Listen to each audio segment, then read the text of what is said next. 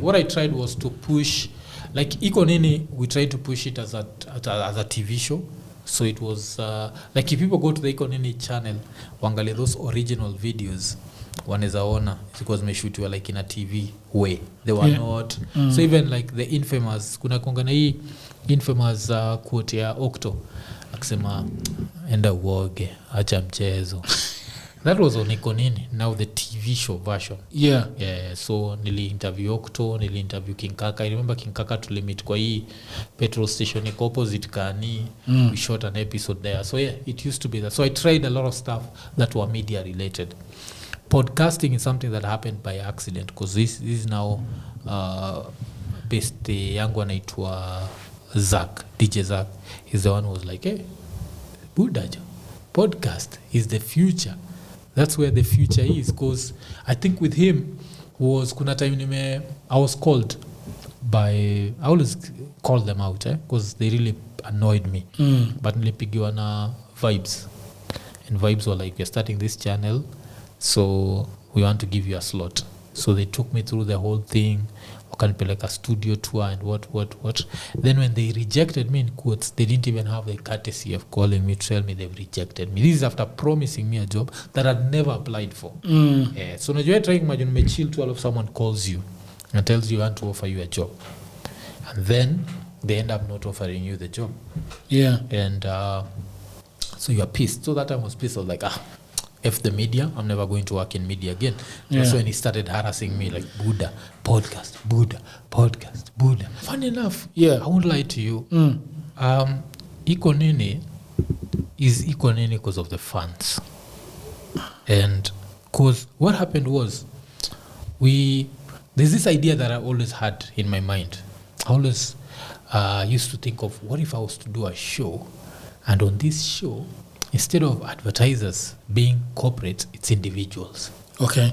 So now I'd have like, this episode is brought by Odwur Jagero. Oh yeah. So with that in mind, I joked ile tuko na Zach, we're doing an episode, and I was like, hey, by the way, ukitaka kusponsor episode unaweza sponsor. So then someone sent 100 shillings, and we actually, mtu akiwatch hizo episode za kwanza hataona tunasema hii episode kwa sponsor na alikuwa ni Imanu. Imanu ndio amesponsor hii show. We didn't tell people it's 100 shillings. So Emmanuel did that. Then he was our first sponsor. Then kaka kidogo boy anaitwa Mogo akaenda pa nini. Kwa ni Chris Mogo. Chris, I hope jina kwa kwanza ni Chris. So he sponsored, but now him is based in the US. He sent 5,000 shillings. So that's when I was like, yani nyi watu mnaenjoy these conversations this much that we can do. So with me, that gave me more drive than kufikiria juu monetization, because monetization, you need to have 1,000 subscribers, you need to have whatever watch hours. So niko nafikiria that it's going to take a lot of time. Even when we monetize, I remember like the first month, we had to combine like the first 3 months to get our first payment. So these funds, so kuna, I even remember their names. So kuna Chris Mogo, kuna another one called Okeno Moranga. Now Okeno, I always see for him, and even when I went to the US, Okeno, if I ever get a son, I think my son should be called Okeno. What happened with Okeno was, alienda ame to sponsor. I think there's 1 month where he sent like maybe 40 Gs. Oh, amazing. Like alikuwa natuma 12 Gs, anatuma another 12 Gs. Nashinda na umse. Buda hiki tunafanya hivi. Inakufurahisha hivyo, like you're doing this. So now that just pushed me and made me realize like, this thing, I'm taking it as a joke, but this thing is serious. This thing can, because if you have individuals doing this. So later in life, we ended up with like, there's a certain lady called Sheila, we call her Blessed 112. Then when I was doing the podcast, my brother passed away. So there's a brother of mine who was hit by a car, and he passed away. So when that happened, another guy who used to be within high school revealed himself like as an IKO NINI fan. I call him Feeding Gears nowadays. He also started now sponsoring the episodes. So now with this in mind, it was like, this is now serious. This is a full-time job now. So they are the ones that made me know that this thing was powerful, not YouTube. Has YouTube now passed them? Yes. But without them, without these funds, it would never have reached there. And I've forgotten like a lot of them. There was another one, I call him the silent patron. The silent patron, like him, the reason why I call him the silent patron is he's done so much for the show, and he was always like, Buddha, never tell someone that I've done this. So he did like a lot of stuff. Then, so the fans, like I call them IKO NINIans, like these people, like a lot of them. Like even when I went to the US, I stayed with some. There's someone called Onsando. You remember when I was talking about, I don't know if I told you before we started the show, but when I was talking about like how someone donated a microphone to the show, and I was there wondering, why is this? This is a $200 microphone. Why? Yeah. Then nikaigonga na nikaisikia kwa headphones sijasikia nika nimegonga hii na niko nimezoea hizi zingine nikigonga nasikia. Yeah. So that's like the fans have made this. When I was in the US, I stayed with Onsando, I stayed with Okeno, I stayed with who else? I stayed with someone else called Brayo. So it's the fans. IKO NINI nakwaga strictly the fans. That's why sometimes when I'm interacting with other fans, utasikia na enjoy mtu like, hey, Buddha jo tunaweza patana place inaitwa Kaji. So we have a saying that mtu akileta ujinga anamwambia tupatane place inaitwa Kaji tombe. Yeah. And the reason behind that is the real fans appreciate us so much that wewe ukikuja ukicomplain tuna notice you're not a real fan, because these are people spending their hard earned money like on you, and then so they are the ones that made IKO NINI. So I don't know, when you talk about fans, who, apart from people giving you money, are they people that would be watching every podcast? Or what? On the day that I'm shooting, I forwarded to you a message that I had written, Buddha, wake up! Yeah. Show audio. So they are those. Kuna another one called Anthony Nyaga, there's Brian K, and there's Kush Muhoreri. Like, these guys watch every premiere.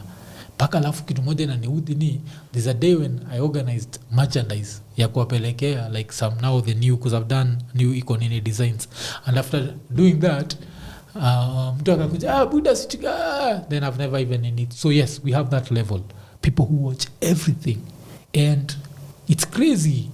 So yes, we have that. There is monetary, and there is what also there is like all forms of support, because even like, remember that phrase I told you, you're poleni kwa fans wa Udur but si wangia mbaya kwetu.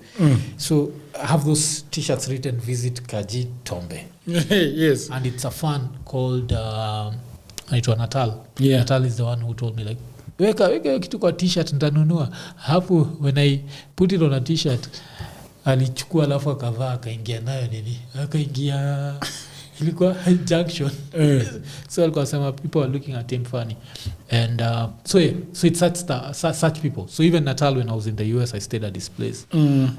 So I don't know, I don't know, like if you had to ask me, because the way I do IKO NINI, may just do it vile niko. So nakuwaga like, I'll say some things that might offend you, but I hope that most of the time I either inspire you or I make you laugh. So that's normally my principle. But there's also something called audience capture, where you don't want your audience to dictate what you want to talk about.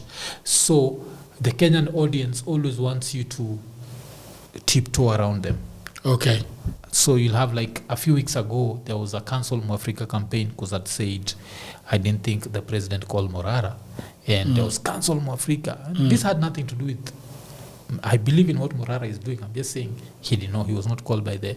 So with that, I was like, should I stay away from these controversial topics? Because if I stay away, I'll be more popular. But if I keep telling you what I think all the time, you might end up being annoyed with me and what. And I was like, no. These original people who used to spend their money, I'd disappoint those ones. Because they remember, like, they don't agree with me on everything.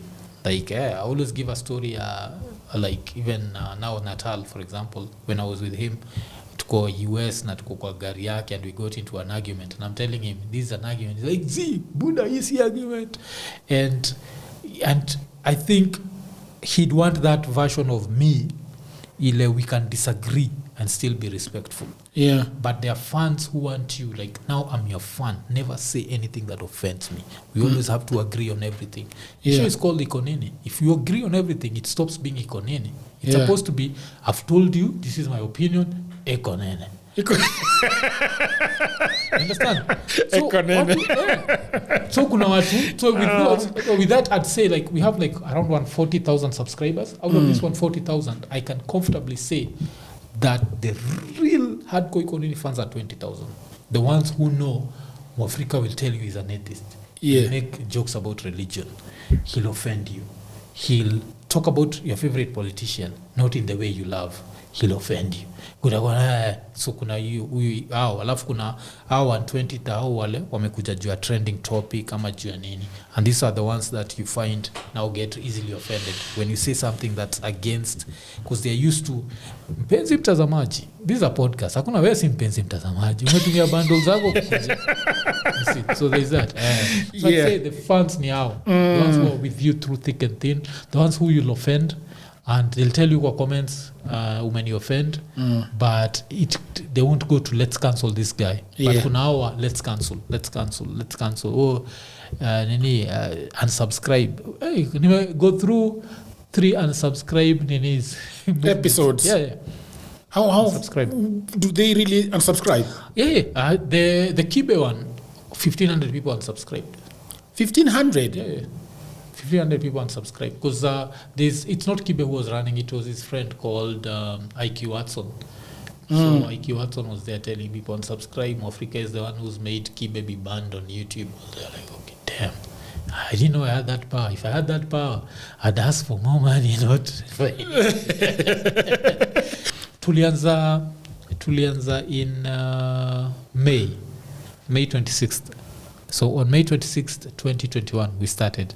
I think we monetized around October because we already had 300 subscribers. But so by the time tuna monetize, ikakaa kidogo, tukapata Octopizo, and Octo just took us. So I think your month there, Octo, I think we made like $200. And then I was like, okay, this makes sense. $200 doing this. What if instead of doing this, we were to do more frequently and do whatever? Because you also have to look at the African equation of, no, people don't have bundles to consume large content. So, and a lot of people walikuwa tuambia wana watch, wanafurahia ni watu wako majuu. Na unajua it's a small audience. And they're like, buda muku sikiza nikidrive to work na nikidrive back. Because you remember like the way States, like a lot of people commute for at least 30. Yeah. So it's at least an hour. So that's when, I think after Octopizo, that's when I started seeing this is possible. Monetizing this is possible. Then I think around the same time, now by March, tuko tumekama up na vitu extra. So I think by March, I think your month, tulikuwa like by 10th of the month, tulikuwa around your $250. So it's like, this is $250. Then my brother died on the 13th of March. So now yo mwezi nikashindwa like kama kabro angedate si mwezi ingefika $600. Na $600 hiyo time nafikiria niko like this would have paid rent ya nani Zak na ipe rent yangu. So I was like there's something here. So that's how I did it. Like I just because I've always been very interested in numbers. I love mathematics, and so it's always been one of those things I'm super interested in, like everywhere.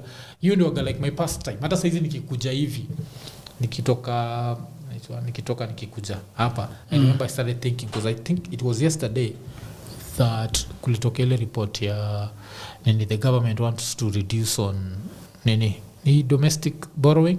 Yeah. So if they reduce on domestic borrowing, nini zinaenda kuanguka, unajua hivyo MMFs. Yeah. So rates za MMF zinaenda kuanguka.